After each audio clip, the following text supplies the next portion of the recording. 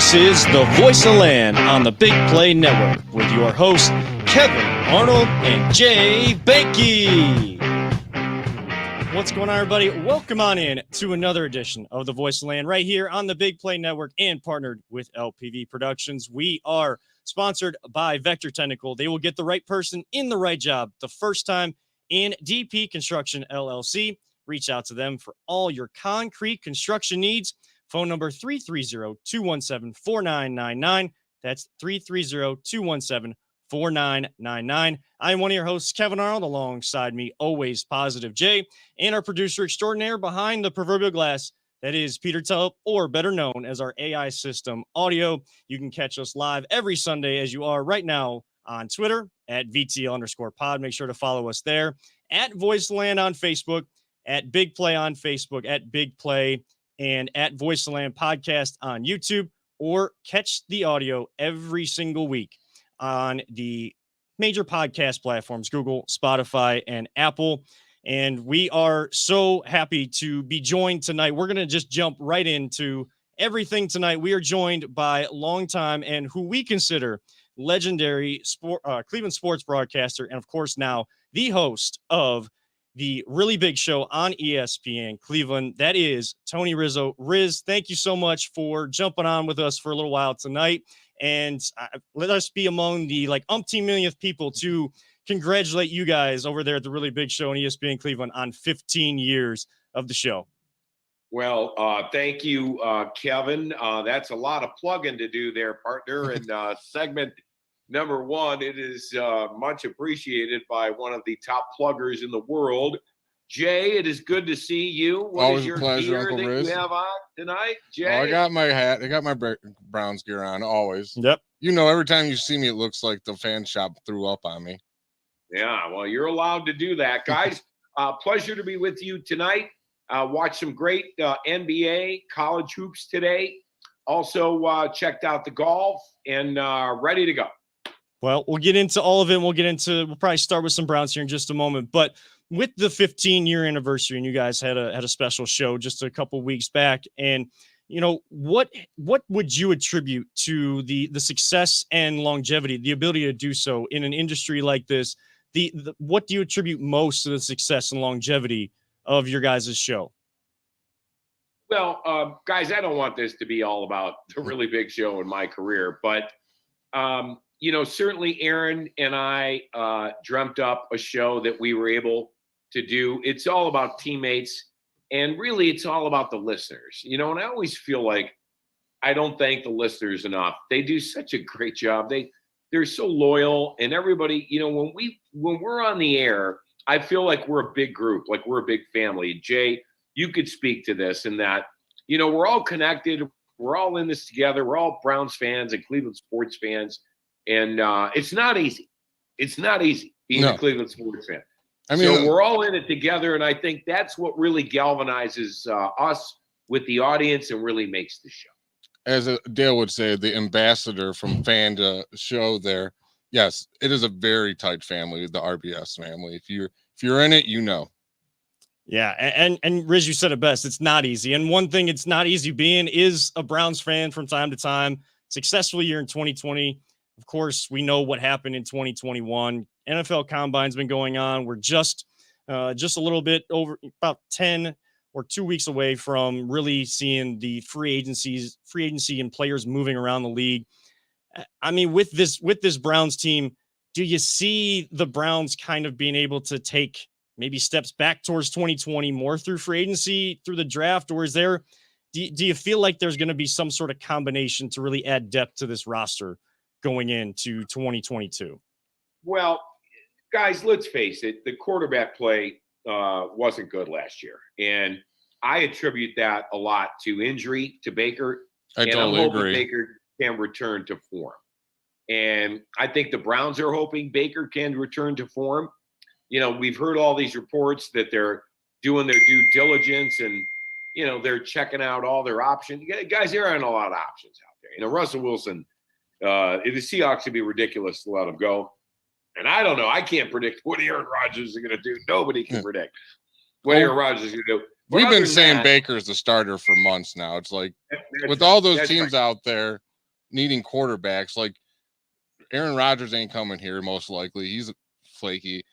And Russell Wilson already said he wants to stay on the West Coast.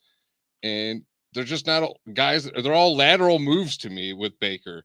And if you look at his 9 games prior to the JJ Watt body slam on his bad shoulder and the 9 games after, they're day and night stats. Like his shoulder was bad, and then he just destroyed it after that. And he was just no good after that. And I think they should have sat him. Yeah. The Browns' best bet is to run back Baker, healthy Baker, and get him back to form. People forget last season started with Baker playing outstanding in Kansas City, albeit not at the end of the game, but a great effort. Then in the Texans game, he was also outstanding until he tried to make a tackle. The Browns are hoping they can get that Baker back. Whether or not he comes back to that form, we'll have to wait and see. And I think not having him on a contract past this season is good for the Browns. He's on a prove-it deal. If he proves it, he'll be rewarded. If he doesn't, the Browns will have to move on. But I'm hoping he can prove it, and I think he's earned, guys, this 5th year. I think he's earned it. We've seen 2 good years, 2 off years, but last year, you've got to factor in the injury. If you're not factoring in the injury, you're not being fair to Baker Mayfield. Now, if he comes out and doesn't play well again, even healthy, so be it. But I at least want to see him healthy again, because the last time I saw him healthy, he was lights out. He was. And Riz, like on this show, we just try to be realistic about it. We don't try to have this hot take that, we're Baker bros or Baker haters. It's Baker didn't play well, but there was an injury involved, and he has got to come back healthy. He has taken himself off of social media. He's, all reports are that he's focusing on it. But as Cleveland.com said, and you just kind of mentioned it, Riz, they're going to go into this year. He's their plan at starter for quarterback, and they're not going to do a deal. They're going to allow him to try to prove it. And that's what he has to do. You can be critical of a person, but also understand what other issues were going on. If those issues continue, like you just said, Riz, you got to have that plan moving forward, because you still have a window to contend in the AFC North and in the NFL here. And that's what Andrew Berry in this front office is tasked with this off season. But speaking on that though, Riz, with Baker, I think everybody can kind of put him in, maybe pencil him in, because NFL not for long and nothing's for sure in the NFL or professional sports. But we know the passing game really has to improve. How can they do that this off season? Are there players that you're kind of looking at, and especially with the combine, guys run around in shorts, but we all know that 13th pick we've talked about wide receivers. Is that the route that this front office needs to go? Try to get more playmakers and depth on that side of the football. Yeah, here to me is the deal. Don't freak out about the passing game, okay? Passing game worked in 2020 when you had a healthy quarterback and you had options at wide receivers. Andrew Berry will take care of the options at wide receivers, not only through the draft, and I do think they'll obviously draft a receiver first or second round, but I think he's going to bring someone in on a prove-it deal, a veteran player. I think he's going to add at least 2 wide receivers, maybe a third later in the draft. And then, guys, all you really need is a healthy quarterback. I totally agree. When your quarterback's not healthy, the passing game doesn't look good. I know we want to make it way more complicated than it is, but in Kansas City and against the Texans, the passing game looked great. So I'm not as worried as everybody else. I think that'll take care of itself. It all depends on Baker. Baker coming back healthy, Baker returning to 2020 form. If we get that, the passing game will take care of itself. I mean, I think AB is totally going to make this offense so much better for him too. Like, he's going to give him, like you said, the receiver in the draft. And I'm not sure if they're going to give him a tier 1 or like a tier 2 veteran receiver, but they're going to get another veteran receiver. He's known for picking up veterans when he drafts guys high, and they're going to give him no excuses. Like, he's going to have no excuses after this year. You've got to come in healthy. You're going to have all the weapons here. You got a great offensive line coming back. And if he doesn't do it, I mean, you're gone. I don't know what else to tell you, Baker. They're going to draft a guy next year. And everyone freaks out. Like, there's no one in this draft. I'm sorry. Kenny Pickett, who knows what he's going to be? I love the Wills kid, but who knows what he's going to be? There's all those guys wouldn't even be picked it last year. They're going to, if when a time comes that there's a quarterback available, you could always trade up in the draft and get him. We watched the Rams go and get Goff. We've seen other teams do it. Just move up in the draft. But I believe, like you said, I think Baker's coming back. I really believe he's going to come back on fire too. We're hoping, and that's the best we can hope for. You know, guys, the other area that I really think the Browns need to address is special teams. And not just talking about the kicker. I think they had a stat on what you call them, the very CBD. unspecial teams? Yeah, the unspecial teams. They had a stat on CBD. We were way down in the kicking game this year. The Browns, the playoffs proved one thing, it's special teams. So you've got to be able to perform in the special teams. I think that's the other area where the Browns really need to improve. That's a depth thing. You know, last year we had so many injuries. They were so far down on the depth chart. The guys who were playing special teams weren't the guys we needed playing on special teams. So if the Browns can address that, I think they'll take care of the offense. I think it'll be a good year. Do you want him to draft a kicker or sign a veteran kicker? I wouldn't be surprised if they draft a kicker, but I'm sure they'll bring in about 3 or 4 different options to get that right. I'm not concerned about it. You know, the Bengals went out and drafted a kid last year who, you know, was money in the playoffs. Well, it's about time the Browns hit on that kicker thing. Before I go, I wanted to tell you guys, I had a little news on the baseball front. Oh, You know, I'm a giant Guardians fan. you know me, /Indians. Riz. It took a torn Achilles to make me stop playing baseball. Like, I Yeah, that's love right. the game, but MLB Yeah, is yeah, just you're- ticking me off I hope- lately. I believe you're still softball guy, Jay. No, I'm if not retired mistaken. softball guy. Oh, wow. Well, I missed the retirement party. Yeah, Just like Tom Brady, we'll believe it when we see it. Riz. Right. I agree with that, Kev. But no, I'm hearing baseball has kind of set May 1st for the date that they would like to begin regular season. And I think both sides kind of didn't agree to that or have a under the table deal, but they both kind of knew when they didn't get things going in December and early January that there probably would be a delay. If you're a baseball fan, I would point towards May 1st for the start of the regular season, which means, you know, spring training in a week or 2. I know they're going back to the table tomorrow, Monday morning, and we're going to talk about this on RBS, but I did talk to some baseball people over the weekend who are a little optimistic. Although you'll miss a month of the season, we'll at least get 5 months in the season. They're hoping it would start on May the 1st. do you think this strike or shortage of whatever you call it, this lockout, will affect them as bad as the 94 strike did? Because the 94 strike ended this season, if I'm correct.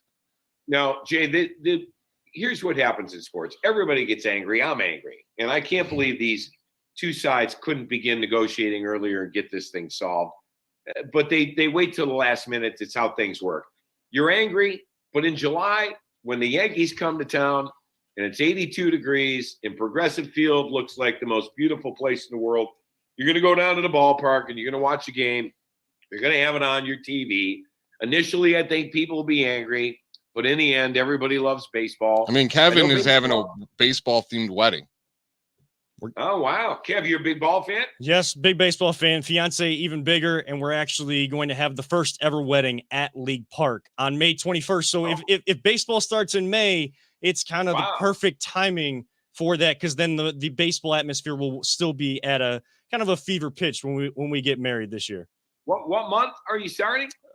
May 21st will be of this year. We're going to get married on the field at League Park with the 2 original standing walls. They're going to give our family and friends access to the Baseball Heritage Museum beforehand, before we get there and get everything all situated. We just had a meeting about the wedding today, so we're really, really looking forward to it. I'm just an overall sports fan. My grandpa is the big baseball fan, and it's kind of my family tie in there. That's how I became a big baseball fan, even though I never got to play it.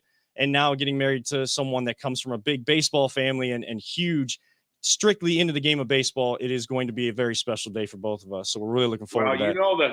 You know the ghosts are in that park. You know that Babe Ruth played in that park. Ty Cobb played in that park. We'll take all of They're welcome. Goes through there. Yeah, I'll be doing shots with them later.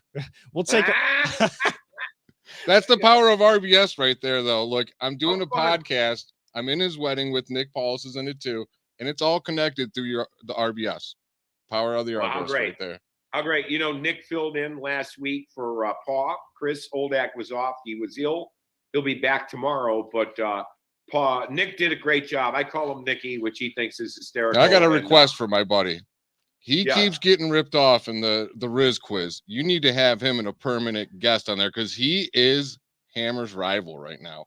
I wanted to, we didn't have the time, but I was going to do a little 2-question grudge match I was with listening. Nick and Aaron, but we ran out of time. Aaron had a really tough day. He had the golden sombrero, 0 for 4. Yeah, Probably it was hilarious. Yeah, For some reason, when he loses, it's the best. We lost to Paul and the decathlon thing. That was awesome. hey, remember, I've been accused of rigging up the questions, but no names, please. No names. remember, it is called the Riz quiz for a reason. It is the rules are determined by You should Riz as know. they go. Yeah, you should know after 10 minutes of listening to that how it's going to go. Yes, yeah, absolutely. Riz, I know we only got a couple more minutes with you. Couldn't get you out of here before we talk about the Cavs. Your expectations for them. I know they got a game tonight coming up here in just a little bit against the Raptors at home. Your expectations now hitting this lull in the season, Evan Mobley hitting that rookie wall. What should still be the expectation for this team? Play in, playoffs, winning playoff series. Where are you at with this Cavs team right now? Yeah, well, I'm a little miffed, guys. I am in that, all of a sudden the Cavs defense isn't as good as it used to be. And that's how they were winning games early on. Now, you lose Rubio, Garland missed time. Rondo's been out. It's been really tough on them. And the injury thing is real. I think Mobley's hit a little bit of a wall. The kids played 30 games last year for USC. So they've got to grind it out. But I want them to make that 6th seed. I don't want them to go into the play-in thing. I'd rather see them in a legit playoff series. But if they get into the play-in thing, that was my goal to start the season. I said if the Cavs could get into the play-in and get some valuable playoff experience, feel the pressure of what it's like to play in the playoffs on national TV. You got to do that a few times before you win a title. I watched LeBron do that in his career. Cavaliers need to do that. So I'll take the play-in. I would love the 6th seed where you're guaranteed. But I think if the Cavs miss the playoffs, it's going to be a really, really tough offseason. I don't think they will. I think at worst they'll get into the play-in, and it'll be some valuable experience for them. I bet you're glad you didn't take, or wish you would have taken the over this year on their wins. You could have been relaxed a lot easier this year. I'm done with those bets. No, I'm done. After last year, I think they lost 13 in a row. Yeah, I'll never forget. Every time I'm watching for you, I'm like, oh man, he's losing it over there. Sizable bet there. Wasn't pizza money. I promise. It was Hey, it paid off. You got it. Paid off. Thank you. We're going to need some sports betting education as it fully comes legal here in Ohio. That's dangerous. Hey, guys, let me say this, and let me say this to everybody watching. We do it for fun, and I do it with what I call pizza money, $10, $20 bets and parlays or whatever. If you get into that, it could be really dangerous. I have guys like Brent Musburger and people that really know the business in Vegas say there's very few people that can make their money doing that. And you really have to be careful if you're going into that. Do it for fun. Do it to get the excitement of the game, but realize it's not going to be life-changing money, and realize you can go down a rabbit hole you don't want to go down. But I don't know. We're still waiting for it to be legal in Ohio, I guess. I always say, yeah, bet whatever. If you lose, you won't be upset about it. That's a good bet right there. Right. Nothing more, nothing less. But if you're going to be upset about what you lose, you shouldn't. You're betting too much. I'm upset over $10. So dude, you should see me when I play poker. I get so into it, man. I'm like, we're playing $5. I'm like, I don't care. I want to win. I work too hard. Yeah.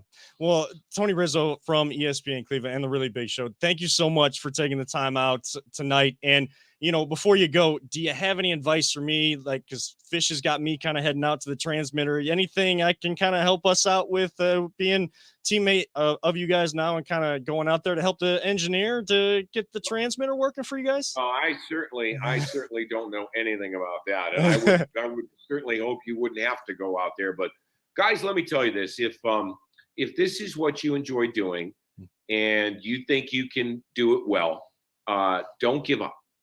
Don't give up. It's a long way to the top if you want to rock and roll. I've done this now going on 35 years.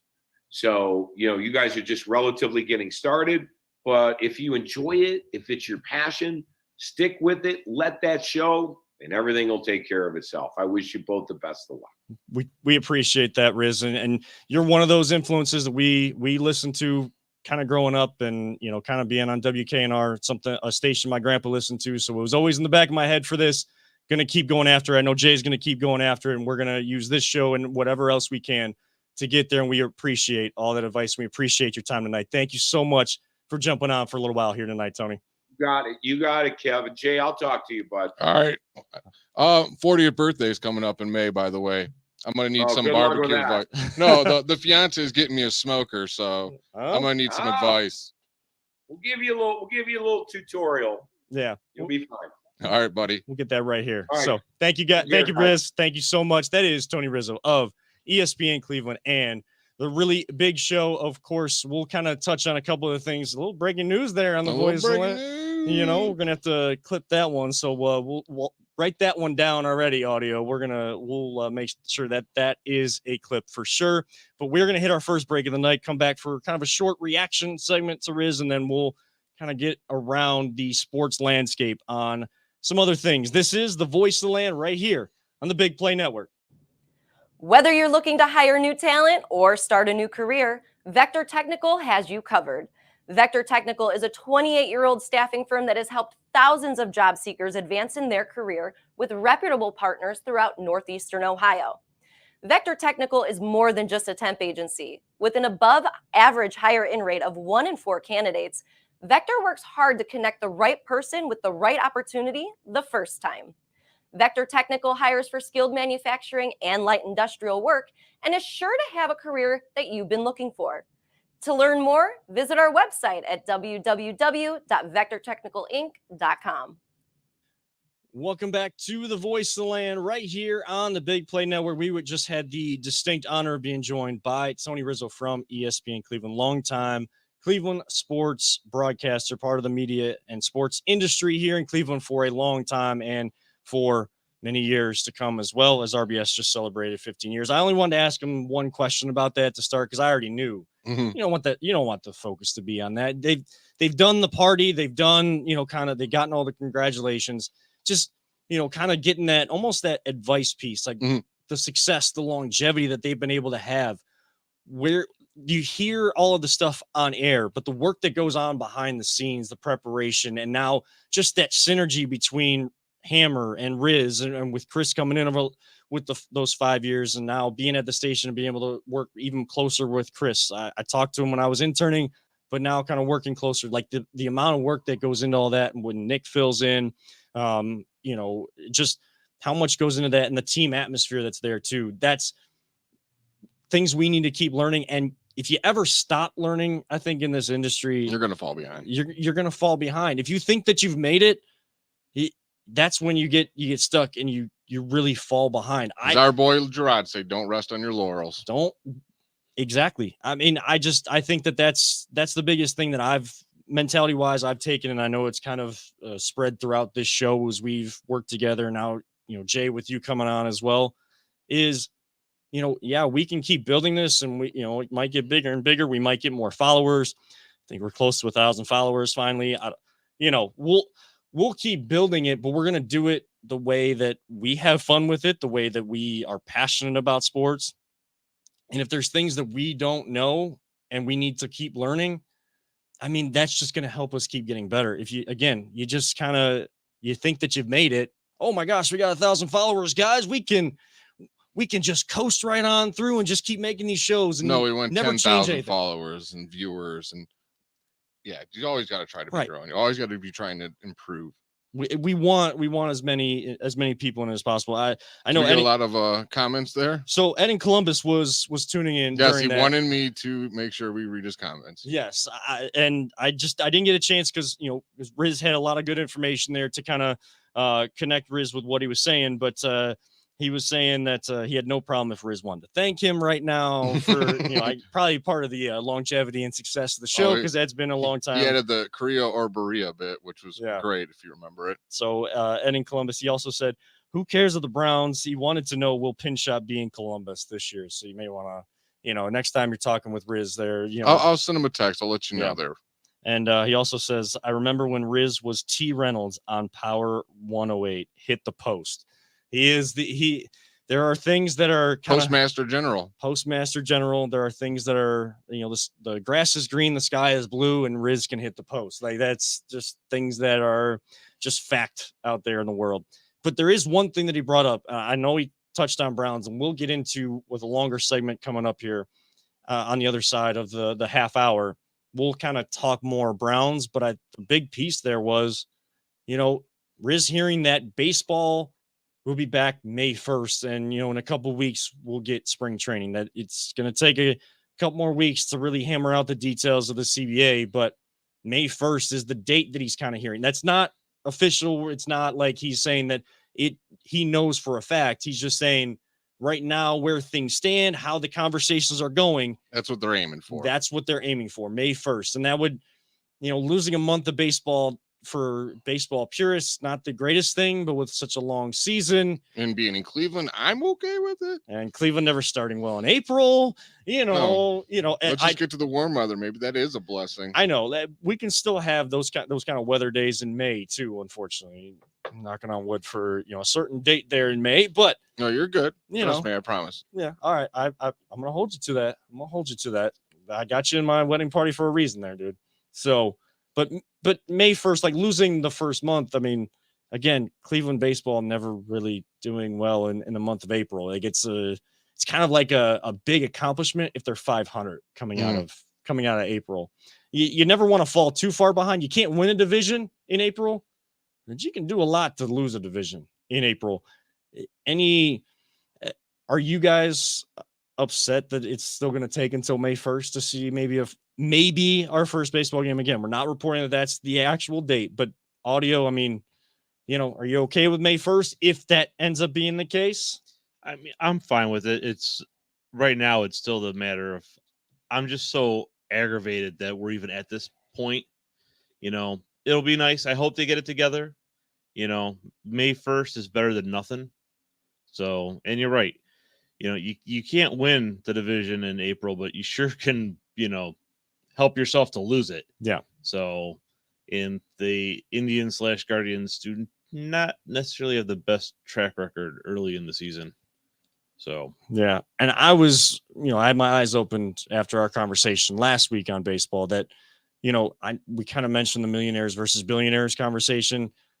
I mean, it is, but you kind of hearing more, especially when the players turn down the owner's best offer in that long 7 to 10 day stretch that they were negotiating, that, they're fighting for not just themselves, but the players behind them, the younger players and the minor leaguers, getting them better money, better housing ability and all of those types of things, just trying to make the experience of being a professional baseball player more professional, I guess. And that's what the players are trying to do. There's things in there. I don't remember what it was. Was it I think it was the CBT or something like that. There's like I don't even know what they even call it, but there's some sort of like tax where the players were talking about $85 million. The owners only said 30. It's like a huge gap. Like payroll differential or something like that. It's this whole new concept that's never been in a CBA before. I don't know, Jay, I mean, what do you want out of this? Do you want, I heard something that they were going to do like, what is that word? You sharing the Like a profit sharing. profit sharing. Yeah. Thank you. Drawing a blank there. Profit sharing amongst the teams and stuff. The players, Yeah. I don't think they wanted it because they said something like it's close to being like a salary cap, but Mhm. anything to make it more fair. That's all I care about. Like I've bitched and moaned on this show many times. I'm tired of being in Major League Baseball's farm club. I want everyone to have a fair shot at all the same free agents. Like, oh, this guy's hitting the market. He's going to New York because they're going to be able to spend the most. No, I don't want that anymore. I want that to change. So if that changes, I'm happy. If they delay it, I mean, selfishly, I don't care because I hate going to games in April and freezing my tail off out there. Yeah. Like the players hate it. We don't do good. You always end up going to a loss anyways, and you're cold doing it. Like, no, I'm good with April baseball. Yeah. I mean, Started in May every year. I'm good. it's part of the it's part of the experience and the opening day experience here that, like, yes, we'll still, when baseball comes back, we'll still have an opening day, but the experience here in Cleveland is still like cold weather, but then you go from 40,000 fans all the way down to less than 9,000 for the next month plus, because kids are still in school. The weather's not great. Losing a month isn't the worst thing. It's my issue is with the owners and the worst commissioner in all of professional sports, in my opinion, in Rob Manfred. I mean, I try to get the hashtag trending. Maybe he should be our Voldemort on here. The man we the- don't the- speak his name. Yeah, I tried to get a hashtag trending. It didn't really work, but I thought it was like the Manfred effect when, especially when the players, denied it, the Manfred effect. But it's also coming from the owners, like, because it just seems like there's no pressure from the fan base because you've alienated them so much, and you don't care to get your game back. You talk about getting the game back in front of your fans. The Manfred candidate. That's what he Yeah, is. there it is. He's That's- nothing but a puppet to all these owners, anyways. It's He's the Manfred candidate. that whole side of it. I mean, I see the player side a little bit, but there's probably some part of the argument where, which interest are you really trying to be at the best for? But again, Riz kind of coming on, Tony Rizzo from ESPN Cleveland coming on the previous segment. If you missed it, if you're listening to the audio, just rewind your podcast because that's the greatest part about it. Or you can, kind of just rewind the video if you're watching as well on replay. Or, once this show kind of reposts, you're watching us live, go back to the beginning, kind of skip ahead about 10, 11 minutes in. And Riz kind of mentioning, talk to some baseball people looking like they're aiming for May 1st. So let's hope that's the case. Fingers crossed. Fingers crossed. So, and maybe, I mean, baseball, like I said, if they go the whole season, they won't survive it. yeah, They got to get it going. they have to, they do. And May 1st would be perfect time to do that. And a perfect month of baseball in my life, at least baseball themed month for me and the future misses at home. So we'll hit a break here and kind of touch on some of the things he talked about with the Browns and our thoughts. We're going to get our poll results from our poll of the week as well. You're tuned in right here on the Voice of the Land on the Big Play Network. Are you struggling to hire the right talent or maybe even find the right career? Vector Technical makes it easy. Since 1992, Vector has provided Ohio employers with a reliable process for hiring and have helped thousands of job seekers advance in their careers. Vector Technical is more than just a temp agency. We invest time to get to know each client and candidate personally. Vector places people in job opportunities that they are truly excited about. Interested in learning more? Visit our website at www.vectortechnicalinc.com to see a full list of our current job opportunities and to find out what Vector Technical can offer you.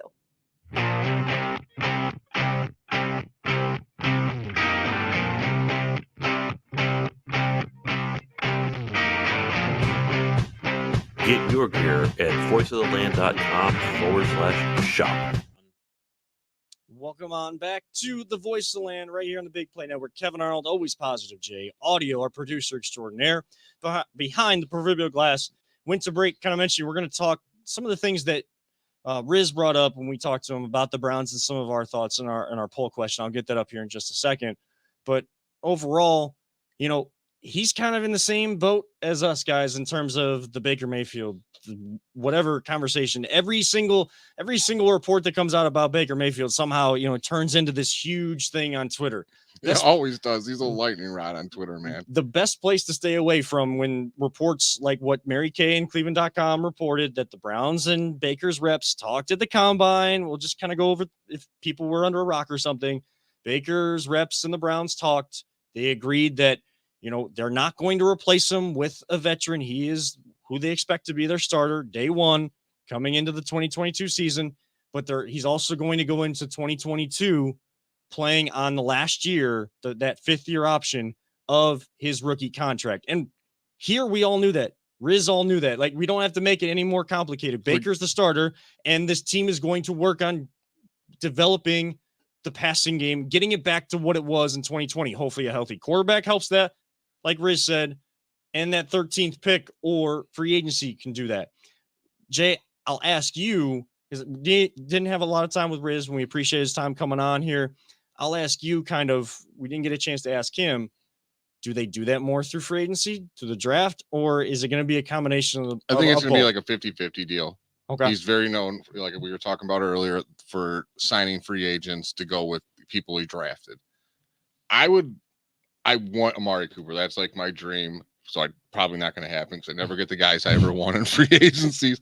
So I think they'll probably go for a tier 2 kind of guy, like a T.Y. Hilton at the end of his career, maybe a veteran guy who's still productive, maybe another guy, who was it from the Arizona, Christian Kirk, still young, wants a good contract, but a good player, not going to cost you a whole lot as much as Amari Cooper would or a Mike Williams would, who I think Mike Williams is going to end up staying in San Diego. They want to keep him. But yeah, I'd like to see him definitely sign one along with him, maybe 2. See, this year, I don't know how much free agency they're going to get into. Now, if you look at the track record of Andrew Berry, he's been able to get guys day one of free agency. So, if that continues, which position, it seems like the big conversations right now are wide receiver and defensive line. And from everything coming out of the combine, while it is guys in shorts, like you have to take, that's all they can do. That's all they can show you because there's not defenders out there, the way they have it set up, the way they've done it for a long time, had fans there in Indianapolis this time. Like, you're using that as information in addition to what your scouts have already shown you. I can't remember who it was, but I heard someone talking this week saying, the scouts have already seen them. And this may have been on RBS actually on Friday. The scouts have been seeing them for a long time. Now is the chance for the front office, the coaching staff to really get their eyes on, who is this person really? And those meetings at the combine, I think, are the most important. While there's crazy questions and sometimes borderline, if not inappropriate questions asked there are the crazy questions just to kind of get a sense of a guy. Who was the corner that we drafted? He was a complete bust. I'm glad I don't remember his name. It was the same year we drafted Johnny Manziel. See how he was that bad. Like, he was like probably one of the worst picks. Was it the guy that we didn't talk to? Yes. And that was my point. I put that. God, I'm glad we forgot his name because he was terrible. And I know we just didn't go talk to him. And I think they wanted to ask him, like, hey, can you go practice punts at his pro day? That's what it was. And he's like, if you want to see my punt return, go watch tape. And a bunch of teams were like, well, see you later. We're not drafting you if you don't want to work hard. Like, I'm trying to give you millions of dollars. You just don't want to go catch some punts. And yeah, that's why these meetings are so important. You get to feel who these people really are. You get an idea. That and the medical background. Yes, the medical background. I mean, in about 2 or 3 weeks, we're going to have the red flags that come out of the combine because the doctors kind of pick and prod and all that stuff. If a guy can play, he's going to play. Like, he's going to play. Unfortunately, sometimes some of the injuries that are a little bit more severe that you're not even aware of, or medical conditions like JOK's. JOK. He slipped to us because of something that popped up that wasn't that big of a deal, but when it popped up, it raised red flags, and some people passed on him. Yeah, and there's the silly season, there's the mock drafts, and now everybody trying to mock trades. Oh, silly season's the best. Boy, if we didn't have to be on Twitter for the show, I'd at this point, get just about to be 31, kind of turning into the 30s of getting a little wiser. Twitter just it can be a good place, and there's some good videos, like some heartwarming human characteristic type videos on there.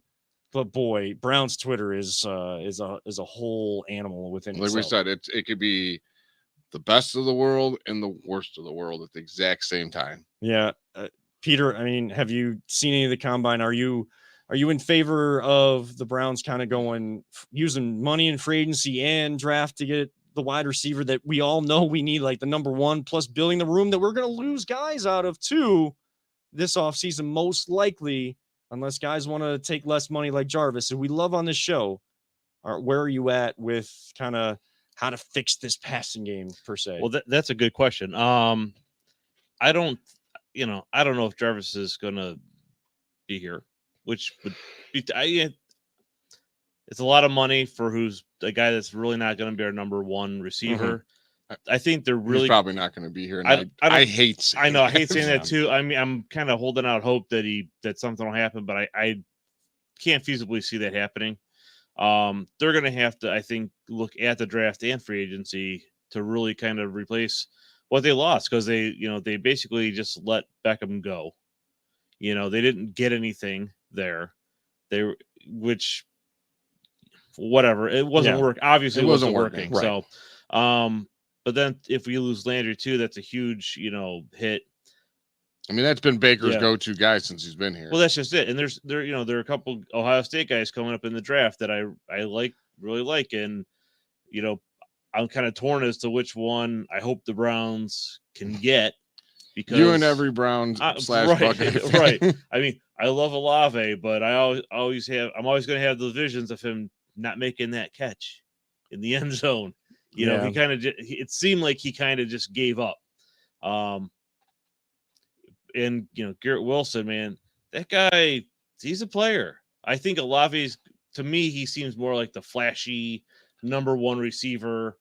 Olave is, I think, the better route runner of the two, and Garrett Wilson is the better catch and then run after. Yeah, receiver. and what I think is, they're both lead. I hate this comparison, but I almost compare him to Beckham and Landry. Mm-hmm. Because I see Garrett Wilson as being more of like a Landry type. He's like your dependable guy, right? Yeah. But Olave is going to be the guy that makes like the freaking spectacular catches, on a nice long route. He's going to, because he's got that ability. He does. Both guys have that ability. Now, a little bit smaller as wide receivers. Now, yes, we are Ohio State fans. I think something needs to be put out there that, Browns fans have clamored for the Browns to draft, 2 hours down the road for a long time. We've started to do that a little bit, and you saw the impact of the team. Denzel Ward is one of the main ones. There are other examples out there over the last couple of years, but we're not just asking for, if someone or one of us is in favor, at least on this show, is in favor of the Ohio State wide receivers. It is not because we are Ohio State fans. It helps, but they are really good players. They train them to be. I mean, national people are talking them up. And it's not just us and people around Ohio. Like NFL Live, everybody is talking up these guys. I guess the one key thing is, if you're going to draft an Ohio State quarterback, you go for the backup that didn't get much playing time. Apparently. So, yeah, well, he did get playing time at LSU though. So, did win a championship down there and became Smoking Joe for a reason. Right. He's the best Ohio State quarterback in the league. Yeah. So. I mean, credit to Joe Burrow. Credit to Joe Burrow for kind of sticking around for that long. He still considers himself a Buckeye, and he's from the state. So he'd be wise to be playing in Cincinnati. Yeah. True. Yes, he would. But I mean, with these wide receivers, Olave was seen as kind of that second tier of wide receivers, but Wilson is among that conversation between him, Treylon Burks out of Arkansas, Drake London out of USC, who our friend Emmett Golden loves because of that 540. But I know it's a basketball play, but athleticism, you're looking for a guy on the outside.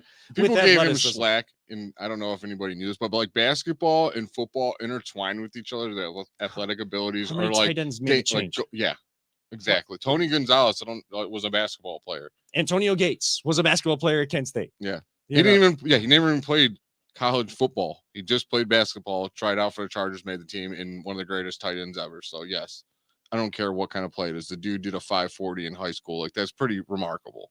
Does it automatically translate Yeah. to being, a great football player? No, because we've seen the basketball, change the tight ends that, I mean, he is out there balling out for Right. USC. Like, he can catch the ball. He's great at high pointing it, and that helps. That's why, like, that when you can jump that high and contort your body and have that body control, that's what he's trying to point out to everyone. Right. Now, like a guy that has immediate impact, now a guy like Mo Alley Cox, who played at VCU for college basketball, he's made the transition and started to develop for Indianapolis. But not every guy makes that transition. But again, you can't mimic every single time, but it's still me. Like, if a guy's athletic, like, that's what you're looking for on the outside. How many times did Joe Burrow, especially if you guys are watching that Kansas City game, the He regular just throws season, it up. just threw it up to Jamar Chase, and Jamar Chase went to go get it. Those weren't great throws from Joe Burrow. And I'm not taking anything away from Joe Burrow, because I think he is a great quarterback and appreciate who he is, and being from Ohio. Like, he plays for Cincinnati, so it's hard to root for him. But, I still respect the heck out of him and kind of root for him a little bit, being from Ohio. But he didn't make great throws every single time at Jamar Chase. And they converted a 3rd and 27 because Jamar Chase was one-on-one. He just went up over the guy to go get it. And he's not the tallest receiver, but you need guys that are going to go make that play, that make the quarterback look better at times. Yes, I know everything's got to be perfect for Baker Mayfield. Baker Mayfield can make, when he's healthy, he can make other players look good. He needs players to make him look good when he makes bad throws. Every quarterback throughout history has gotten playmakers to do that. That's why they've been able to have success and then allow their greatness to continue to grow and be consistent year to year. Let me hit on that. I'm going to hit on what you just said with Baker Mayfield. How did Tom Brady do this year in the playoffs when his line and his receivers went out? Oh, Did they do good? No. not Wow. good. Oh, Things pressure. were perfect. The Super Bowl, when their tackles went out for Mahomes, how did he do in the Super Bowl? I Oh, agree. look, things were perfect and he didn't do good. I don't know if y'all knew this, but when things aren't perfect for quarterback, they don't do as well. And that goes for all of them, Oh. not just Baker Mayfield. Oh, but guess what, guys? We're making excuses for Baker. We don't think that he didn't play. We can't make sure that we hold him accountable for what he did wrong last year. Newsflash, we've been doing that a lot on this show. Even through injury, there are certain decision-making mistakes that he made that he cannot make. And that develops bad habits. Even if you're injured, that develops bad habits, bad eyesight out there on the field. So when you're healthy, you continue to make those bad mistakes, and he's got to change that. He's got to improve. This passing game's got to improve. The special teams has got to improve. Go find me my kicker, to borrow a line from the legendary Tony Rizzo, who joined us earlier. Go find me the kicker, improve the special teams. They got rid of the assistant coach, but Mike Prefer, he's got to come through. Kevin Stefanski's got to come through. If he's still going to be the play caller, He's got to do a better job playing with his play calling. and Andrew Berry's done a great job building this team, but he's made some mistakes too. Everybody has got to get better. If you think that you've made it, Just like we were saying earlier. just like we were saying earlier, it somehow always comes back around. The cliches always come through. If you think you've made it, you fall behind. Last year, the Browns fell behind. Time to look. Everybody look themselves in the mirror and get better. I'm not saying I don't trust Kevin Stefanski. I'm not saying I don't trust Andrew Berry. For the people that are Berry bros or Stefanski bros, like, if you're going to take that term with Baker and stuff, if you only like them, and you can't allow people to be critical, you got to see when people make mistakes, but it doesn't mean you don't trust them. Brown's got to improve. We all know that. Let's see what happens the rest of the way. We'll talk more free agency kind of moving forward. And hey, We got to get to our poll. we'll kind of, I'll let you know which receiver I wanted on there. So we Which haven't receiver? revealed. I'll let you know when we come back. You're going to All have to right. wait. So results of that poll before we go, we'll tease our responses that way, as you just did. But Garrett Wilson is leading at Which I 59%. expected. Chris Olave with 31, Treylon Burks 8%, other 2%, but no one commented, as it said, to comment below on who those guys are. But maybe it's Drake London, someone else. Most likely Drake London, I would guess. It's a deep wide receiver class. It's a deep class in general for a lot of like defense and wide receivers and stuff. Not for quarterback, but a lot of other positions. Pretty deep. We'll get Jay's response, my response, and Audio's response, and have a little bit of fun at the end of the show. This is our final break of the night right here on the Voice of the Land, right here, as always, on the Big Play Network. Are you looking for a career in manufacturing? Vector Technical has you covered. Vector Technical is a 28-year-old staffing firm that is partnered with some of the biggest and the best companies throughout Northeastern Ohio. The recruiters at Vector Technical will coach you through the entire job process and will help you land an opportunity that you are truly excited about. Vector does not add any additional fees and offers benefits as well as free online skills training through Penn Foster. To learn more, visit www.vectortechnicalinc.com and make sure to check out our job board to see a full list of our current opportunities and apply. Welcome back one final time tonight for the Voice of the Land on the Big Play Network. Kevin Arnold, Always Positive Jay, audio, our producer extraordinaire. Went to break. Jay, you teased your response to our poll question. Which wide receiver after the NFL Combine, which wide receiver prospect stands out to you as the best option for the Browns? We gave 4-ish options. Chris Olave, Garrett Wilson. Yes, there's a little Ohio State homerism in there. Treylon Burks, or if there was another one, because there's so many good wide receivers this year, who did you vote on our poll this week? Other. And the only reason I would say other, because I didn't vote, but the only reason I would say other is I'm going to love whoever the Browns take. I have no one. I didn't want to tell you because I'm not attaching myself to any of these. Like I'm always root for Olave and Garrett, but if we draft Drake London, that's going to be my favorite player that we draft. I can't wait to have him. I'm just not going to attach myself. I'm going to let AB do his job. So you're telling me that the mock drafts to have like Garrett Wilson or wide receiver going the Browns are exactly right now for April 28th? No. Oh, okay. So yeah, if they take the Burks kid from Arkansas, cool. He's my favorite receiver now. So you're telling me that with both New York teams having 2 picks in the the top 10 or whatever, like they're having multiple picks in the first round, like there could be a run on wide receiver still. Like and if they don't take one, like if that happens and they do go on a run and then they take one of these defensive linemen that fall to him, he's gonna be my favorite player in the draft. Can't wait to get him. Because guess what? He plays for the Browns. He wears, you know what I am? orange. I'm a Browns bro. Proud of it. Let's get that trending. Browns bros. Right here on the Voice of the Land. We're Browns bros. Peter, who would you vote in this one? I think we kind of already heard it. Now I'm embarrassed to say it. No, I mean, don't get me wrong. There's always people that love the draft and get attached.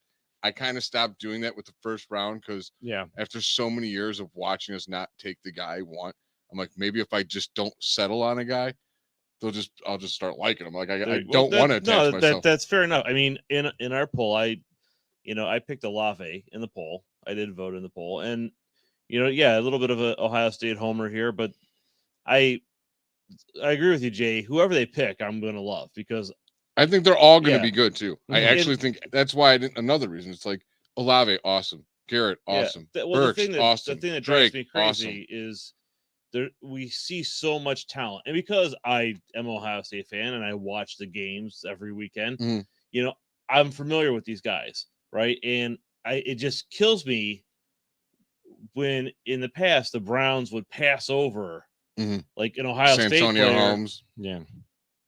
Yeah, and we had quite a number of like really good like defensive players that came out, like linebackers, not lately, but in the past we've had some really good linebackers that have gone on to some pretty good careers, and the Browns just didn't. 2 hours down the freaking road, they don't even look at them, and it was frustrating. I can go on a list of players I wanted the Browns to draft that fell to them. And then they pick someone else. I'm like, well. Right. So, but yeah, I did go with Olave. I'd be happy with whoever they get. We'll see, because who knows? They may surprise us all. I'd like to see him go get a wide receiver at least at 13. Like that would be my vote if you were to ask me between wide receiver and defensive line. I know a couple of the Georgia guys, especially, showed well in the workouts yesterday, last night. That one dude was flying. I think Jordan Price, is that his name? I'm not sure. He was whatever the Georgia defensive lineman. Flying. Davis, yes, that's what it was. Yeah. So, I would go wide receiver. Remember, there was a general manager in our history that said that wide receivers weren't needed in the NFL. Oh my God, that drove me nuts. And look right after he said that, like the league was already going to a passing league at that time. Look how much it's gone there at this point. Rules have kind of gone towards the passing game, and you can have success offensively more so now in the NFL, just like you can in the NBA with fouls and things like that. So, I mean, dude, let's just be real. Everyone in the NFL, running backs and wide receivers are just everyone's favorite position. Quarterback, those three positions right there, everyone's favorite positions. That's why people play fantasy football, and those are the three main positions because they're the most entertaining positions to watch. yes. Please give me someone entertaining next year. That's all I want. Now, See, it's funny you say that because one of my favorite, I love the defense because I played defense. When in high school, I played defense. I played offense and defensive line. Like, yeah, And I mean, defensive line to me was like going in there and hitting someone. I loved it. So, like a pass rusher, a great linebacker that's getting sacks. To me, that's almost as exciting, if not slightly more exciting, than an awesome catch. agree. I mean, That's I just- see it, But I'm, offense what is do I what's know? going I'm to put just an butts in AI. the seats, and that's what keep That's people true. watching. Well, like, that's right. true. And I do want the wide receiver, but I mean, now you make a spectacular play defensively. That's going to catch some eyes now because defense is. It's not that it's optional. It's just it's harder to play defense with the rules that are there. If I were to vote on someone in this poll,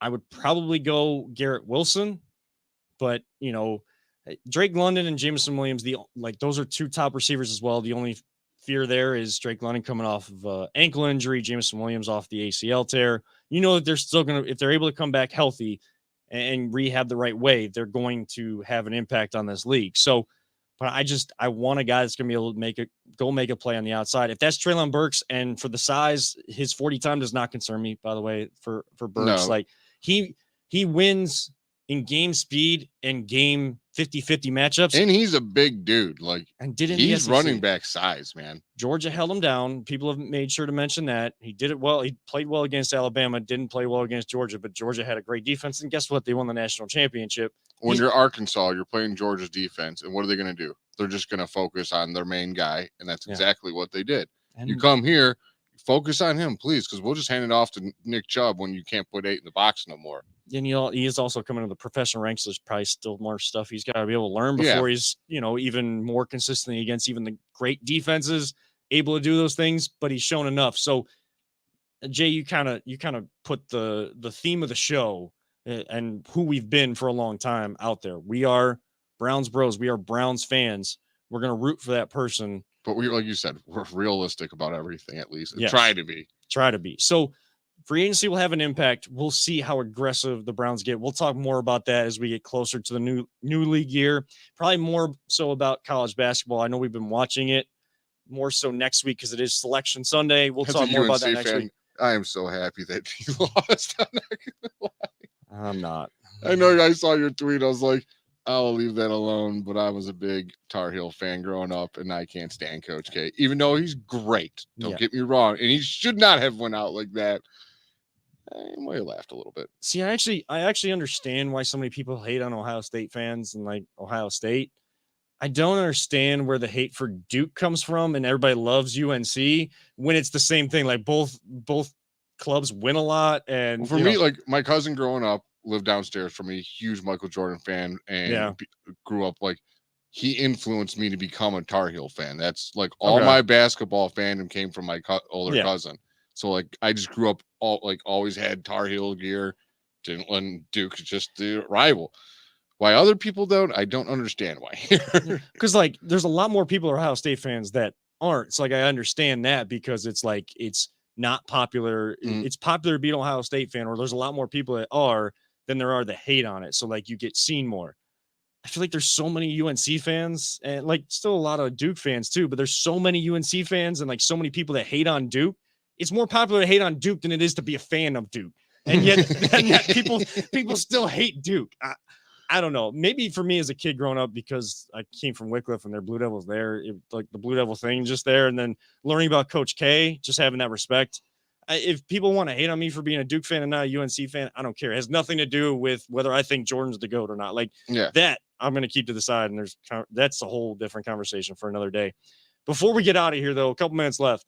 We would be totally remiss if we didn't mention our proud partners over at the Cleveland Crunch getting a huge win yesterday up in that state up north at Mercy Health Arena against the Muskegon Risers 16-4. beat down in Michigan. Oh yeah, Jay Yeah. likes this. 10-0.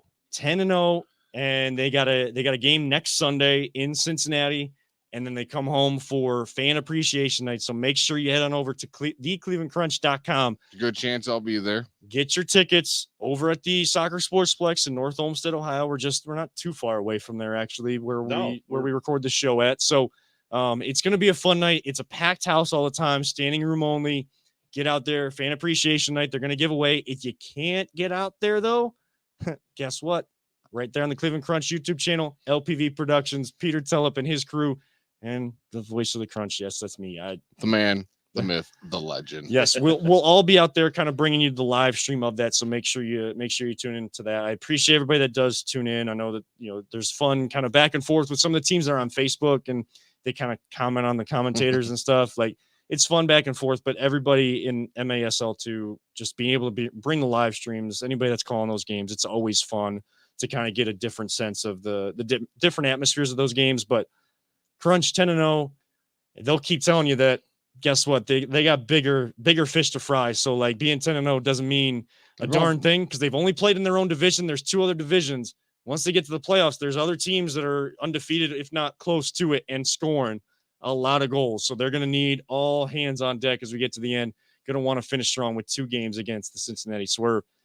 Guys, one heck of a show tonight. Awesome show, guys. We want to thank, of course, Tony Rizzo, ESPN Cleveland, host of the Really Big Show, alongside Aaron Goldhammer, their producer, Chris Oldak, Nick Paulus, a former host here on The Voice of Land, a big fill-in as producer there, Gerard Cherry, Emmett Golden, Fontana, Matt Fontana, Holly Wetzel, all the different characters that have kind of come through there, Bridget Linton, Betsy P coming through there, everybody that, Tony Grossi even, long time and great beat reporter for the Browns, and now doing that at ESPN Cleveland.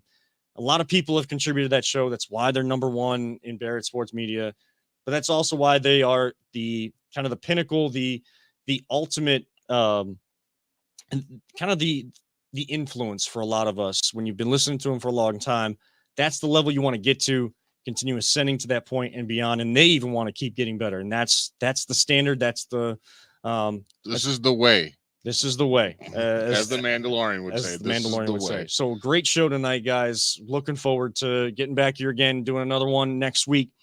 But until then, we'll do our shout outs next week. We Yes. apologize we didn't do that because we had to jump in. We had a great Yes. guest today, so we will get back to that. Great guest. So for Tony Rizzo, for Always Positive J, for audio, or Peter Telep, our producer extraordinaire, I'm Kevin Arnold, reminding all of you sports fans out there, don't let anyone ever tell you it's just a game. We truly love you all, 3,000.